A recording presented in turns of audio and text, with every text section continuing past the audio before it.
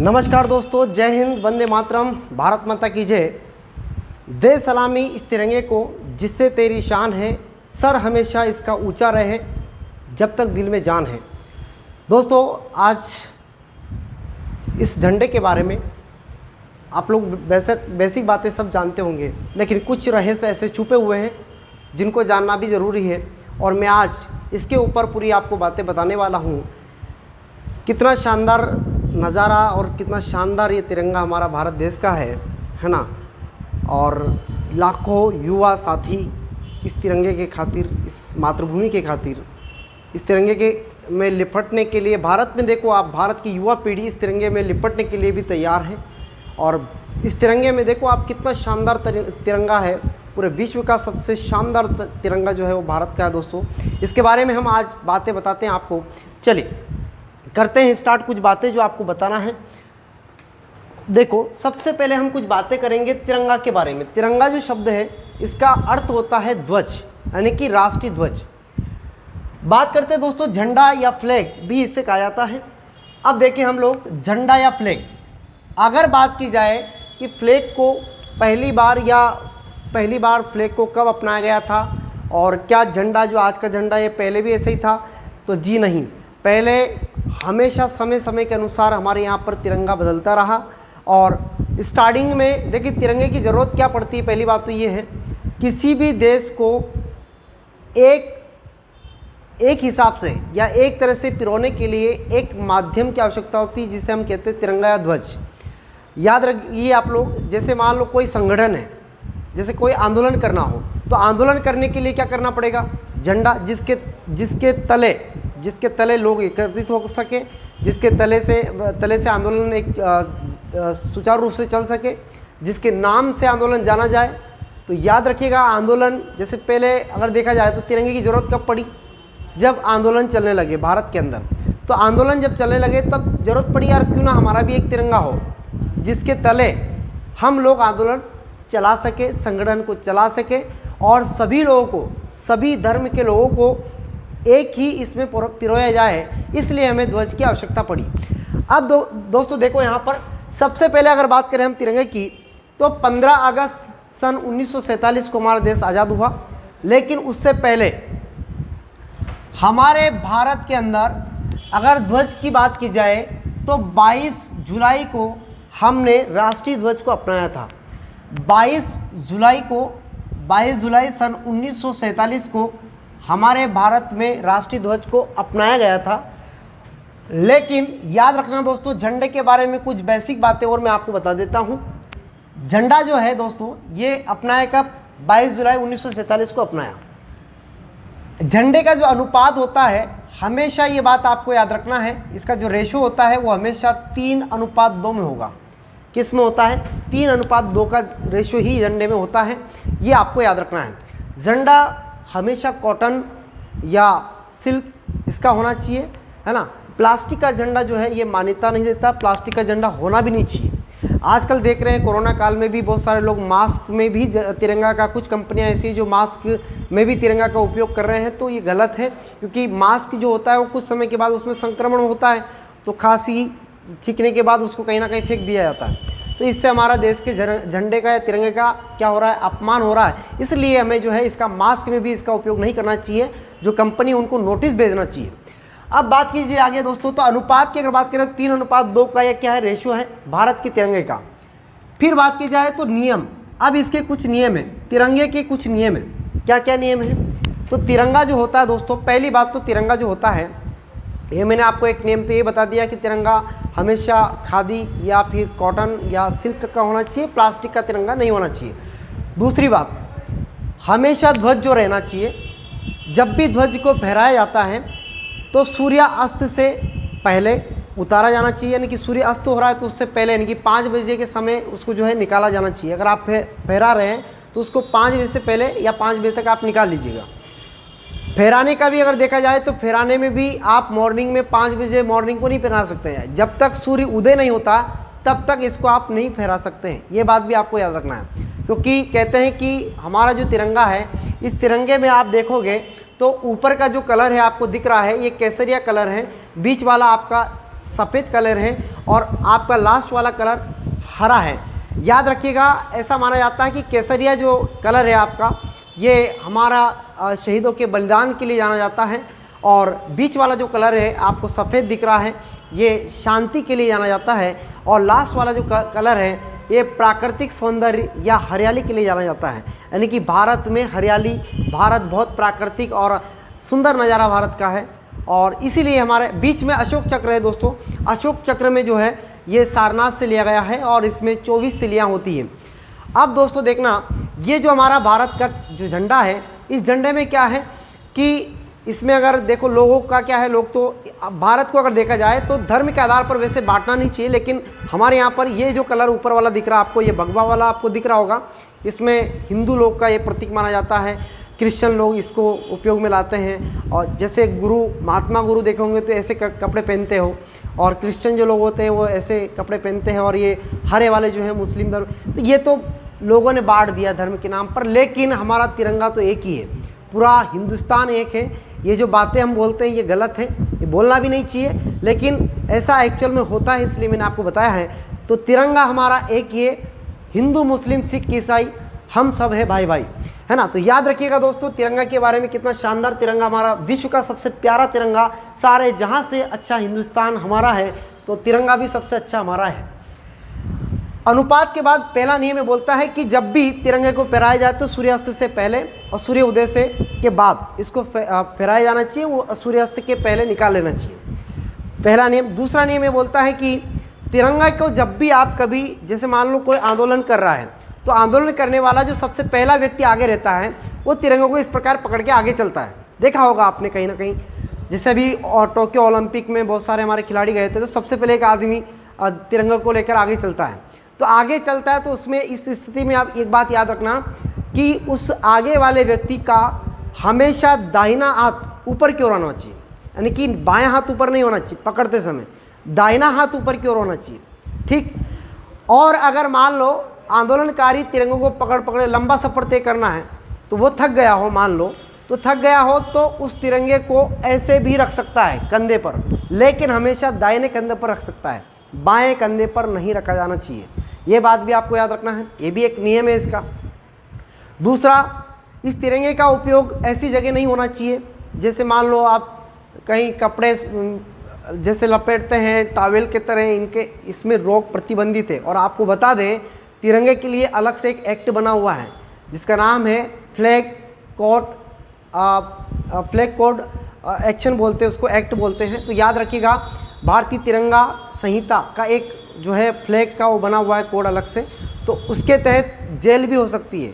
हाँ, अगर इसका अपमान अगर किया जा रहा है तो उसके तहत आपको जेल भी हो सकती है, इसलिए तिरंगे का हमेशा सम्मान होना चाहिए। देखते हैं हम जब 26 जनवरी होती है, 15 अगस्त होती है, तो कहीं ना कहीं लोग, बच्चे जो होते हैं, बच्चे छोटे होते हैं, नादान होते हैं, पिल्ले होते हैं, उनको इतनी जानकारी नहीं होती है, तो वो क्या करते हैं बेचारे, इधर उधर फेंक देते हैं। तो हम जब समझदार हैं तो हमें, हमारा दायित्व बनता है कि हम उसे उठाकर कहीं सुरक्षित जगह रखें और उसको हमेशा खड़ा रखें। चौथा नियम ये बोलता है कि तिरंगे को थोड़ा सा झुकाया जाता है जब भी हमारे देश में शोक की स्थिति होती है, जैसे मान लो कोई प्रसिद्ध व्यक्ति का देहांत हो गया हो, तो उस समय उस तिरंगे को झुका दिया जाता है। लेकिन याद रखना वहीं पर उसी निवास स्थान पर झुकाया जाएगा जहां पर उस व्यक्ति का पार्थिव शरीर को रखा गया है, यानी कि जहां पर उसका पार्थिव शरीर को रखा गया है उसी समय वहां पर झुकाया जाता है, उसी निवास पर झुकाया जाता है, उसी स्थल पर झुकाया जाता है, अन्य जगह नहीं झुकाते हैं। तो याद रखना जैसे उसका अंतिम संस्कार होता है, उसको उस निवास स्थान से दूर ले जाता है, उसके बाद वापस से उस तिरंगे को खड़ा कर दिया जाता है, ठीक। अगर मान लो एक तिरंगा झुका हुआ है और दूसरा तिरंगा भी ऐसे झुका हुआ है तो कोई दिक्कत नहीं है, लेकिन ऐसा तिरंगा नहीं झुकना चाहिए, हमेशा तिरंगा खड़ा रहना चाहिए। दो तिरंगे अगर आपस में झुक रहे हैं तो फिर कोई दिक्कत नहीं है। फिर आगे बात करते हैं, अगर तिरंगा उल्टा हो जाए, यानी कि बहुत नीचे हो जाए, तो समझ लीजिएगा देश में विकट परिस्थिति आ गई है। जैसे उदाहरण के तौर पे कोई अकाल पड़ गया हो, या फिर कुछ मान लीजिए कोरोना को मान लीजिए, कोरोना बहुत भयंकर फैल गया, भगवान ना करे ऐसा हमारे देश में हो, भगवान कभी ना करे ऐसे हमारे देश में ऐसी परिस्थिति आए, और ऊपर वाला नहीं आने देगा, हम ऐसी प्रार्थना करते हैं। लेकिन कभी मान लो उदाहरण के तौर पे बता रहा हूँ मैं, तो कभी ऐसा हो गया तब उस स्थिति में झंडे को उल्टा भी किया जा सकता है जब विकट परिस्थिति देश के सामने हो। इसके बाद में अगर दोस्तों देखा जाए आगे, तो हमारे तिरंगे का अगर बात की जाए तो तिरंगा जो है, तिरंगे का हमेशा सम्मान होना चाहिए। जैसे आप जानते हैं, हमने देखा भी है, तिरंगे का मतलब लोगों को पता नहीं होता। तिरंगा फहराना है भाई, 15 अगस्त को फहराना है, 26 जनवरी को फहराना, बस इतना ही पता। जबकि इसका रहस्य क्या है, उस रहस्य को भी हम जानने का प्रयास करते हैं। तो आप लोग बने रहिएगा। अब हम जो है इस तिरंगे को यहाँ रख देते हैं और फिर इसका रहस्य को जानने का प्रयास करते हैं। अब देखिए, मान लो अभी जैसे मान लो हमारे देश में कोई भी प्रतिनिधित्व मंडल आया, विदेश का कोई व्यक्ति आया, तो हमारे जैसे भारत के प्रधानमंत्री कहीं दूसरी जगह जाते हैं तो आपने देखा होगा वहाँ पर भी झंडा, हमारे भारत का झंडा भी लगाया जाता है और उस देश का झंडा भी लगाया जाता है। लेकिन जैसे वहाँ पर देखा जाएगा तो आप देखना वहाँ पर विदेश का झंडा थोड़ा ऊपर रहता है, हमारा थोड़ा सा नीचे। अगर कहीं ऐसी जगह देखते होंगे आप लोग विदेश में, क्योंकि विदेश के लोग हैं उनका झंडा ऊपर रहेगा। हमारे देश में जब कोई विदेश का झंडा आता है तो हमारा झंडा ऊपर रखा जाता है। और एक बात और याद रखना कि कोई भी धर्म हो, कोई भी धर्म का झंडा हो, वो धर्म वाला झंडा हमेशा भारतीय ध्वज के नीचे रहेगा, यानी कि सबसे सर्वोपरि झंडा हमारा तिरंगा रहेगा। कोई भी धर्म हो, चाहे कोई भी धर्म मान लो आप, वो धर्म का झंडा हमेशा नीचे रहेगा, सर्वोपरि हमारा तिरंगा रहेगा। ठीक है ना। तो तिरंगे को सबसे ऊपर रखा जाता है, धर्म के नाम पर भी ऊपर रखा जाता है, ये बात आपको याद रखना है। क्लियर हुआ सभी का। अब दोस्तों तिरंगे के बारे में और भी जानकारी मिलती है। जैसे तिरंगे की अगर बात की जाए तो तिरंगे को पहली बार विदेशों में लहराया गया था। और याद रखिए कब लहराया गया था, 1907 में पहली बार जर्मनी के अंदर मैडम कामाजी, तो मैडम कामाजी ने पहली बार इस तिरंगे को जर्मनी के अंदर लहराया था। ये बात भी आपको याद रखना है। बीकाजी कामा बोलते, बीकाजी बोलते, तो बीकाजी मैडम ने पहली बार इसको जो है जर्मनी में लहराया था, पहली बार 1907 के अंदर। अब दोस्तों आगे बात करते हैं। उस समय का तिरंगा थोड़ा सा अलग था, आज का तिरंगा अलग है। कौन कौन सा तिरंगा अलग था उसके बारे में मैं अभी आपको बताऊंगा। ये बात ध्यान से देखिए आप दोस्तों। क्या तिरंगा आज है, क्या पहले भी ऐसे ही था? जी बिल्कुल नहीं। समय समय पर हमारे यहाँ पर तिरंगे बदलते रहे। जी हाँ, समय समय पर हमारे यहाँ पर तिरंगे बदलते रहे। और इसका रहस्य क्या है देखिए आप लोग। 7 अगस्त सन 1906 को बंगाल के अंदर पहली बार एक आंदोलन हुआ था, जिसे हम कोलकाता मान लेते हैं। कोलकाता जो एक जगह है, कोलकाता आज उसे कोलकाता बोलते हैं, पहले एक बाग के नाम से जानते थे इसको। तो कहते हैं कि वहाँ पर पहली बार आंदोलन हुआ था 7 अगस्त 1906 को बंगाल के अंदर आंदोलन हुआ। तो आंदोलन वालों ने के विचार आया दिमाग में कि क्यों ना हमारा एक तिरंगा हो जिसके छत तले हम लोग आंदोलन कर सकें। तो सबसे पहले विचार आया, तो विचार के अंदर एक झंडा रखा गया। जिस झंडे में क्या होता है दोस्तों, जिस झंडे के ऊपर याद रखिएगा सबसे ऊपर हरा कलर रहता है, नीचे आपका पीला कलर, बीच में पीला कलर था और लास्ट में इसमें लाल कलर था। यानी कि ये जो झंडा आपको दिखाई दे रहा है, इस झंडे में सबसे ऊपर क्या था, सबसे ऊपर आपको याद रखना हरा कलर था और बीच में पीला, लास्ट में लाल कलर था इस झंडे के अंदर। और ऊपर कमल के फूल थे, बीच में वंदे मातरम, यानी कि पीली जो पट्टी थी उस पीली पट्टी में वंदे मातरम लिखा हुआ था। और साथ ही साथ लास्ट में लाल कलर पर चांद और सूरज बने हुए थे। सूरज इधर था, चांद इधर था। ये पहला झंडा था भारत का। क्लियर सभी का। इसके बाद दोस्तों ध्यान देना, 1907 में मैडम कामाजी के माध्यम से, मैडम कामाजी के माध्यम से एक और झंडा अपनाया गया। और यही झंडे की मैं बात कर रहा हूँ कि जो जर्मनी में लहराया गया था। उस झंडे के माध्यम से दोस्तों ध्यान देना, इस झंडे में सबसे पहले केसरिया रंग ऊपर, बीच में आपका पीला कलर था और लास्ट में हरा कलर था। ऊपर 7 तारे थे जिसे हम सप्तऋषि बोल सकते हैं, सप्तऋषि तारे बोल सकते हैं। तो जो ऊपर केसरिया रंग था, इस केसरी रंग के अंदर क्या थे, 7 तारे थे। बीच में पीला कलर था, उसमें वंदे मातरम लिखा था। इसमें भी वंदे मातरम पीला कलर बीच में था, इसमें भी वंदे मातरम पीला कलर बीच में है। लास्ट में यहाँ भी, यहाँ ऊपर हरा है, यहाँ पर नीचे हरा है, ये बात आपको याद रखना है। और यहाँ पर इधर सूरज है, इधर चांद है, ये परिवर्तन इसमें किया गया था। आगे बात करते तीसरा जो हमारा झंडा, वैसे 1921 में भी एक और तिरंगा आया था, है ना। पर वो नहीं बता पा रहा हूँ मैं आपको, क्योंकि उसमें फिर वो आपको बताएंगे तो यहाँ जगह थोड़ी कम पड़ रही है हमारे पास। तो हम डायरेक्ट 1931 वाला आपको बता देते हैं। 1931 वाले में क्या था, पिंगली वेंकैया। अब गांधी जी के उस समय गांधी जी को भी लगा यार, बोले हमारा भी तिरंगा होना चाहिए। तो गांधी जी के मन में एक विचार आया कि क्यों ना हमारा भी एक तिरंगा हो। भाई ये तिरंगा आंदोलनकारियों ने बनाया था सबसे पहले। तो गांधी जी के मन में एक विचार आया कि हम पूरे राष्ट्र के लिए, यानी कि पूरे भारत के लिए क्यों ना एक तिरंगा बनाया जाए। तो गांधी जी ने सुझाव दिया सबसे पहले किसको, पिंगली वेंकैया को। और पिंगली वेंकैया को यह सुझाव दिया गया कि आपको एक तिरंगा बनाना है। और तिरंगा बनाना है तो गांधी जी ने उनको बताया कि भाई एक काम करो, तुम्हारे हिसाब से इसको जो है सेट कर लो आप। तो पिंगली वेंकैया ने कहा कि बीच में हम क्या रखें भाई, कोई चिन्ह ऐसा बताओ जो बीच में रख सकते हैं हम। तो पिंगली वेंकैया ने क्या किया, एक तो केसरिया रंग रखा ऊपर ही ऊपर, बीच में सफ़ेद रखा और लास्ट में हरा कलर रखा। और गांधी जी ने सुझाव दिया उस पिंगली वेंकैया को कि आप एक काम करो, बीच में चरखा का चिन्ह रखो। किसका रखो, चरखा। चरखा आप जानते हैं ना, चरखा, ऐसा चरखा, ये चरखा वाला जो चिन्ह है ये आप कहाँ रखो, बीच में रखो, बीच में इसको रखो, चरखे को। ये चिन्ह बीच में रखा गया था। तो हमारा जो 1931 वाला जो झंडा था उसमें चरखे का चिन्ह था बीच में। फिर क्या हुआ दोस्तों, 1947 के समय एक कमेटी बनाई गई। 23 जून की बात है वो, 23 जून 1947 में एक कमेटी बनाई गई। उस कमेटी के में बहुत सारे सदस्य थे हमारे, है ना, बहुत सारे सदस्य उसमें शामिल थे। उसमें एक व्यक्ति था जिसका नाम था बदरुद्दीन तैयब जी। और इस बदरुद्दीन तैयब जी जो थे, इन बदरुद्दीन तैयब जी के विचार आया दिमाग में कि क्यों ना हम इसका डिज़ाइन कुछ और कर दें, क्योंकि इसमें चरखा आ रहा है बीच में। अब चरखे से लोग एक ही बात समझ सकते हैं कि भाई खुद कपड़ा बनाओ, है ना, खुद उसको काट लो, उसको कपड़ा, उससे कपड़ा बनाओ, तो उससे एक ही प्रतीक हो रहा था।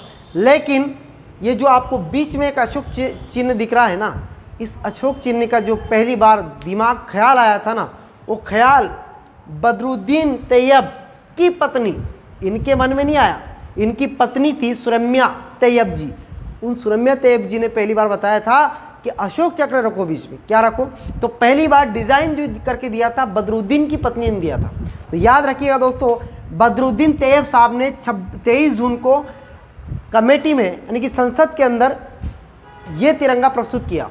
कहते हैं कि बताते हैं कि इस तिरंगे से बाद में ये जब चरखे को हटाया गया, जब चरखे को तिरंगे से हटाया गया था तो गांधी जी थोड़े से नाराज़ थे, ऐसा बताते हैं। लेकिन इस बात को शायद कुछ लोग ही, कुछ किताबें बताती है, ऐसा कुछ नहीं है।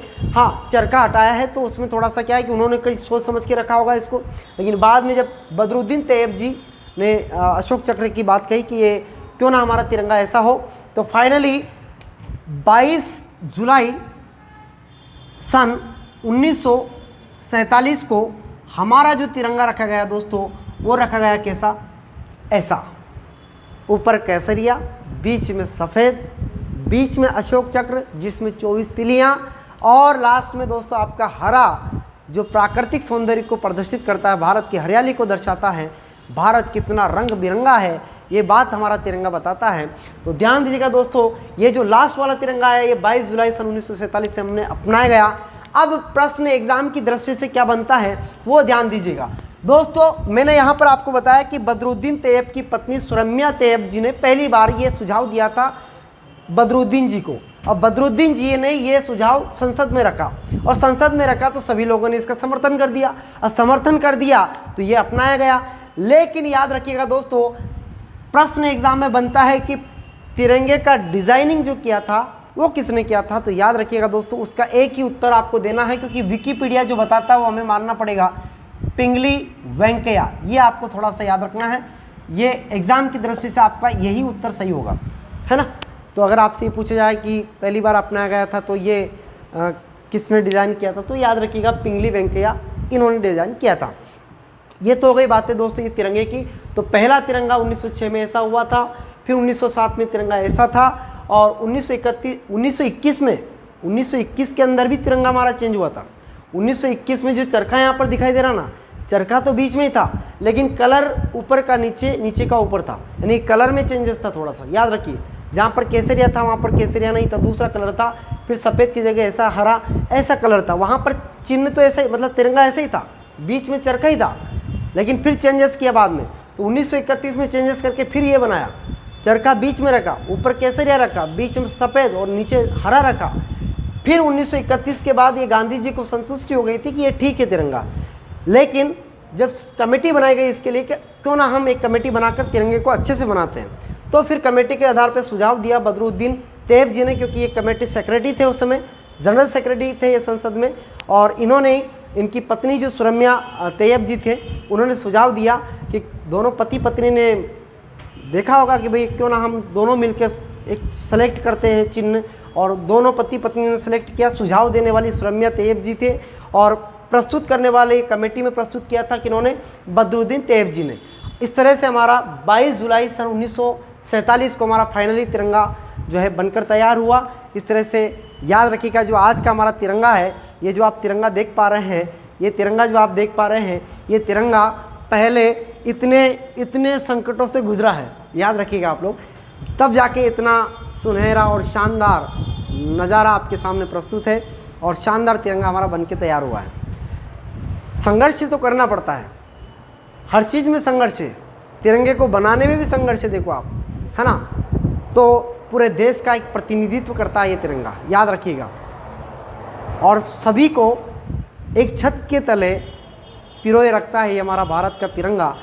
और याद रखिएगा, इस तरह से मैंने आपको बता दिया दोस्तों, ये तिरंगे का रहस्य है। अब तिरंगे के बारे में और जानकारी प्राप्त करते हैं। तो तिरंगे की अगर बात करें दोस्तों, तो हमारा जो भारत का सबसे ऊंचा तिरंगा, भारत का सबसे ऊंचा तिरंगा जो फहराया जाता है वो रांची में फहराया जाता है। लगभग 430 मीटर उसकी ऊंचाई मानी जाती है और सबसे ऊंचा तिरंगा माना जाता है। और वहाँ पर एक मंदिर पड़ता है, और रांची का एक मंदिर है, उस मंदिर में फहराया जाता है तिरंगा।